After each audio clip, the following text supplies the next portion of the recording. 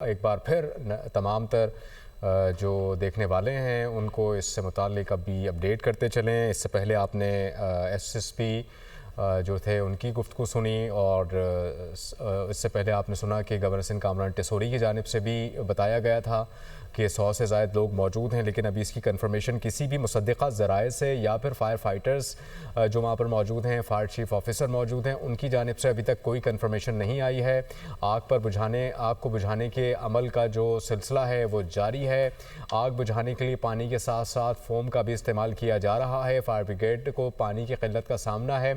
Fire fighting operation सुस्त रवि का शिकार है, जिसकी वजह से जो आग है उसको मज़ीद फैलने का ख़दशा भी ज़ाहिर किया जा रहा है। 2 घंटे से ज़ायद का वक्त गुजर चुका है और अभी तक इस आग पर काबू नहीं पाया जा सका।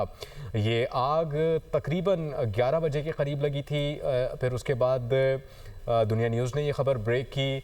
फिर बाकायदा तौर पर हम इस आग से मुतालिक तफसीलात लेना शुरू हुए और अभी तक तकरीबन 2:11 का वक्त हो चुका है और ये आग पर काबू पाने का अमल जारी है। और ये भी हम अपने नाज़रीन को क्लियर करते चलें कि जो गुल प्लाज़ा है ये सदर में वाक़ है, इसके करीब रेड जोन भी मौजूद है। गवर्नर सिंध कामरान टेसोरी जहाँ पर मौजूद होते हैं गवर्नर हाउस में, वो भी यहाँ से करीब ही है और इसके अलावा वज़ीर आला हाउस भी यहाँ से करीब है। और कामरान टेसोरी फ़ौरी तौर पर तो खैर नहीं पहुँचे, उन्होंने फ़ौरी तौर पर नोटिस लिया था, रिपोर्ट तलब की थी, लेकिन जबकि 10 मिनट की दूरी पर ये जाए हादसा मौजूद है तो वो पहुँचे तकरीबन 1.5 घंटे बाद हैं।